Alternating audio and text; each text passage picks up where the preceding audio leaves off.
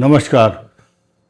मेष राशि के सभी दर्शकों का बहुत बहुत स्वागत। आज एक नया विषय फाइनेंस को लेकर है, क्योंकि इस संसार में अगर पैसा है तो आपकी इज्जत है, और जिसके पास पैसा नहीं आ रहा है तो कैसा आएगा या आने का साधन क्या है, और जिसके पास पैसा है तो उसको इन्वेस्टमेंट कैसे करना है, उसके साथ फ्रॉड ना हो या उसके पैसे की ग्रोथ होती रहे, और इसके अलावा जिसके पास गलत इन्वेस्टमेंट हो रहा है उससे कैसे बचाया जाए। तो साफ साफ बात यह है कि इस संसार में उसी की इज्जत है जिसके पास पैसा है। लोग आपसे पूछते हैं कि आप क्या करते हो, वो आपसे पैसा नहीं मांग रहे, वो ये देख रहे हैं इज्जत कितनी देनी है। अगर आप अच्छे धनवान हैं, आपकी रेपुटेशन अच्छी है, तो आपको रेस्पेक्ट देंगे, नहीं तो कोई नहीं देगा। आज अश्विनी नक्षत्र पर मेष राशि का जो नक्षत्र है, इस पर चर्चा होगी। पूरा thoroughly checkup, top to bottom, एक एक चीज समझनी होगी।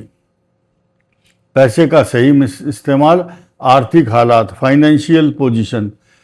अब किसी के पास है ही नहीं तो वो बोलेगा कि भाई हम पैसा निवेश कहाँ करें, इन्वेस्टमेंट कैसे करें। तो पहले तो ये देखना आएगा कैसे। तो मैं कुछ नक्षत्र बता रहा हूँ, उस दिन से आप 1 रुपया तो कहीं ना कहीं होगा जरूर सबके पास, 1 रुपये से ही शुरुआत कर सकते हैं, या जितनी आपकी शक्ति है।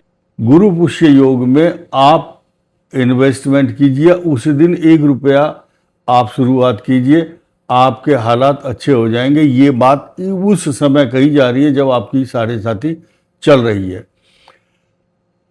और ये वीडियो क्यों बनाया जा रहा है? आपको फ्रॉड से बचाने के लिए। आपको पैसा मिल रहा है या नहीं मिल रहा है, लेकिन कम से कम जितना है वो बचा रहे, फ्रॉड में ना जाए या गलत इन्वेस्टमेंट ना हो, उसके बचाने के साधन आपको बताए जा रहे हैं। आप देखिए, अश्विनी नक्षत्र केतु का नक्षत्र है, और इनकी जो राशि है वो मेष है, और इसमें इस मेष राशि में साढ़े साथी का जो दुष्प्रभाव है वो देखने को मिल रहा है। तो मैं आपको कुछ नक्षत्रों को बताऊंगा, मैंने सोच समझ करके निकाल करके होमवर्क करके रखा हुआ है। तो इन नक्षत्रों में आप सावधान रहें, उस दिन कोई काम ना करें। बहुत से लोगों का सवाल ये है कि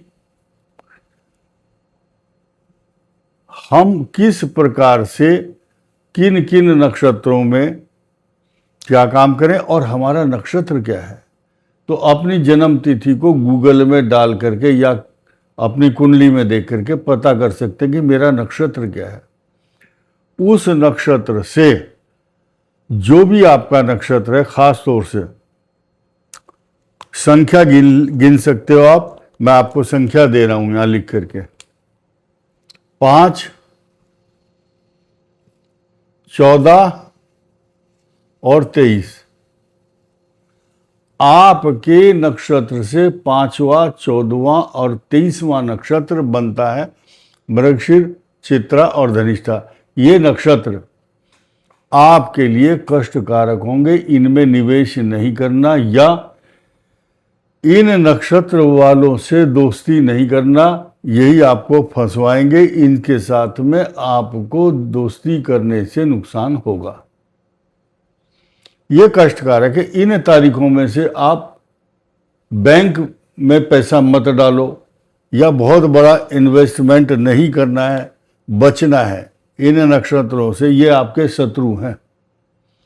और उस दिन आप परेशान रहोगे। चतुर्थ, 8वां, 17वां और 26वां नक्षत्र, पुष्य, अनुराधा और उत्तरा भाद्रपद, ये आपके लिए कष्टकारक, अशांति, बेचैनी, चिंता रहेगी आपको।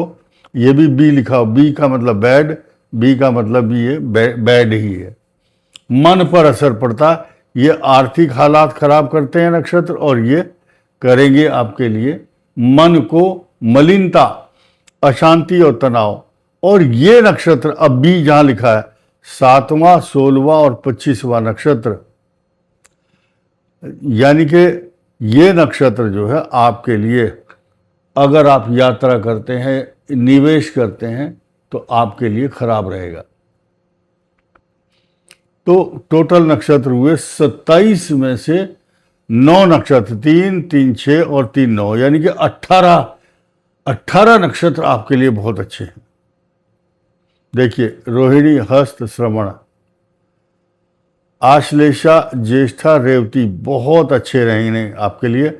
और अगर आपको जमीन, मकान, सवारी, प्रॉपर्टी, पैसा, शेयर मार्केट, म्यूचुअल फंड या जो भी काम करना आर्थिक मामलों में, जमीन खरीद रहे हैं, रजिस्ट्रेशन करना है, या आप कोई भी बिजनेस शुरू करना चाहते हैं, आंख बंद करके इन नक्षत्रों की तारीख निकाल लीजिए और तारीख निकाल करके आप कौन कौन सा नक्षत्र, भरणी, पूर्वा फाल्गुनी, पूर्वाषाढ़ा, अथाह संपदा, अथाह पैसा, सोना चांदी, ज्वेलरी, स्वर्ण, रत्न, आभूषण, पैसा, गाड़ी बहुत अच्छी, अच्छे अच्छे रेशमी वस्त्र आपको पहनने को मिलेंगे और लोगों के बीच में आपका सम्मान होगा। लेकिन आपको ध्यान देना, 18 नक्षत्र आपके लिए पॉजिटिव हैं, जिनका नाम नहीं बता रहा हूं मैं,